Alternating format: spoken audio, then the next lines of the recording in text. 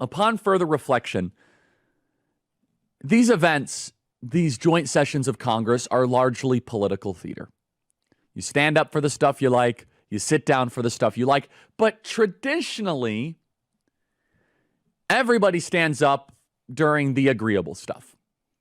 You stand up where the stuff where if you don't applaud, you could look kind of bad.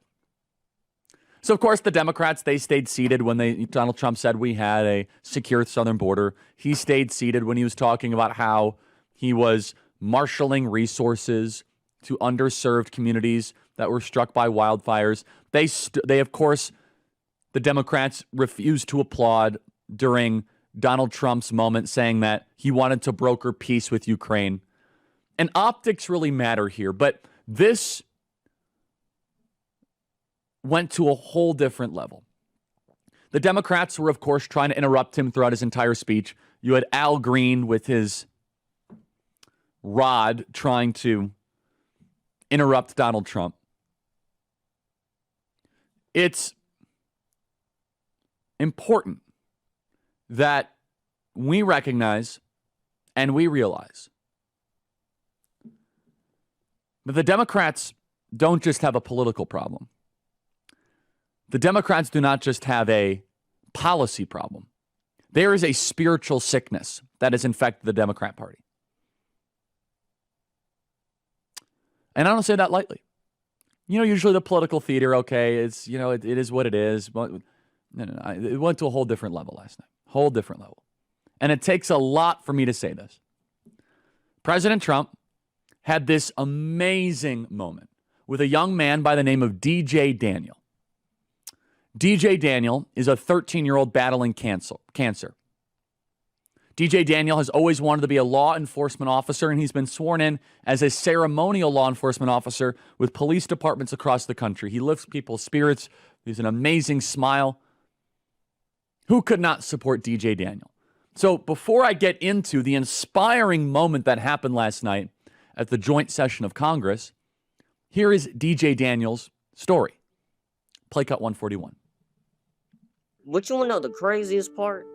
Because my mom bathes me and my brothers all together. And out of nowhere, I locked up. And then my dad was calling my name, and I started going to the slow thing. And he said, "Stop playing with me." And I started to act, I ain't gonna lie, I started to act slow. And then as soon as he said that, we was speeding all the way, running lights, going to the hospital. And then next thing you know, I was seizing on the table. They said, "No, we're gonna have to go in his brain tonight." Ever since then, I had 13 brain surgeries, and that's how many times my personality has changed. And that's something that you don't hear from a terminally ill child. They had 5 months to live. I'm gonna keep on going until my gas tanks run out. And that's when God calls you home. You never know when God's gonna call you home. I wouldn't be here if it wasn't for my dad. And I know he's pretty proud of me, and I'm pretty proud of him too. And I'd like to thank President Trump, because if it wasn't for him, I wouldn't be here today. I'm not crying, you're crying. I mean, it's beyond a tearjerker. It moves you at a level of the soul. It's not political. It's what makes us human beings. It is a moment that should bring the country together, not divide it, no matter how much you hate Trump. So here's President Trump in a now very viral moment, appointing 13-year-old DJ Daniel to be an honorary member of the U.S. Secret Service. Play cut 130. In 2018, DJ was diagnosed with brain cancer. The doctors gave him 5 months at most to live. That was more than 6 years ago. Since that time, DJ and his dad have been on a quest to make his dream come true, and DJ has been sworn in as an honorary law enforcement officer, actually a number of times. The police love him, the police departments love him. And tonight, DJ, we're going to do you the biggest honor of them all. I am asking our new Secret Service Director, Sean Curran, to officially make you an agent of the United States Secret Service.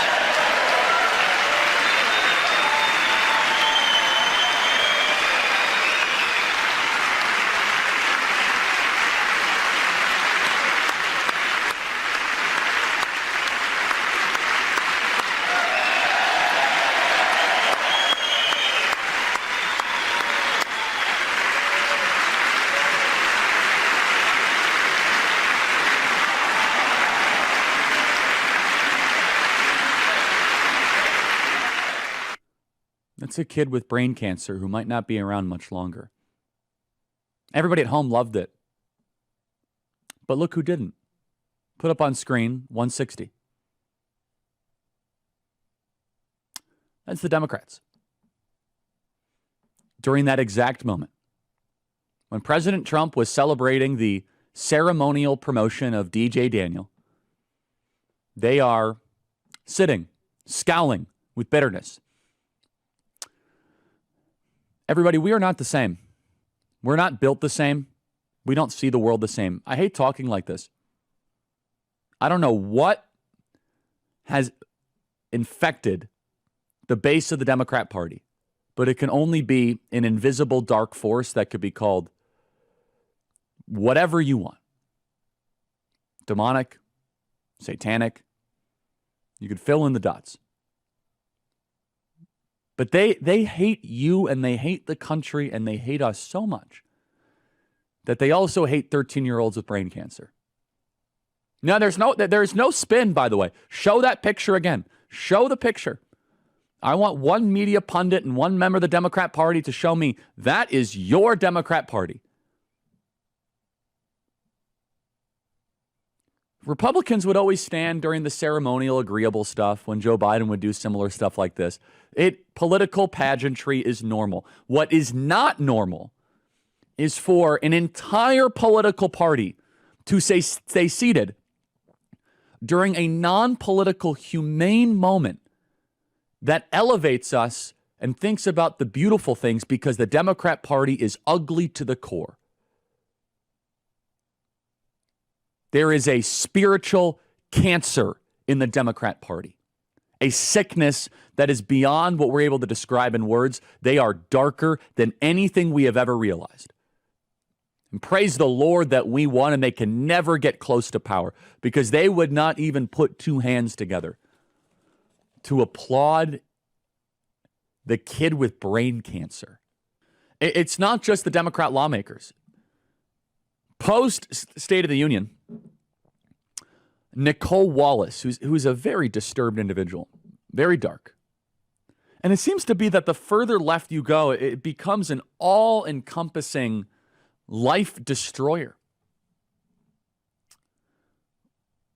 Where the party of joy seems to be chugging antidepressants. They're strong on the benzos and the Prozac. There's a spiritual sickness of the Democrat Party. Can we put that 160 up on screen? And I have a non-sarcastic question, the 160 on screen. How many of the Democrats that are seated, which is all of them, regularly go to church and believe that there is a God or a synagogue or whatever? How many of those people do you think would write that God is a top priority in their life? I bet a lot of them would write government as a top priority in their life. The state is a top priority in their life. The bureaucracy is a top priority in their life. If you are ever asked by liberal friends or relatives or Democrats, oh, we all want the same thing. No, we don't. The Democrats want something profoundly different than we do. And they will not even stand out of their chair. It's just fine. If you don't believe it, just pretend. They can't even pretend to support the kid with brain cancer. But it wasn't just them. This is Nicole Wallace. And Nicole Wallace needs professional help. She needs like a whole team of people. She's got to go to Switzerland. She's got to get a whole workup. She's got to have a whole committee working on her for like a couple months. She needs the whole operation there. They got to do blood work. They got to do brain scans. There's something really deep and dark about her. Because you just don't go on TV and say something like this. You don't. She started off good. She started off fine. And then boom, she pivots into, I think, one of the more repulsive things I've ever seen on television, actually. And that says something. This is the Democrat Party. This is their official communications arm. This is who the Democrats listen to, the show they go on to. Play cut 143.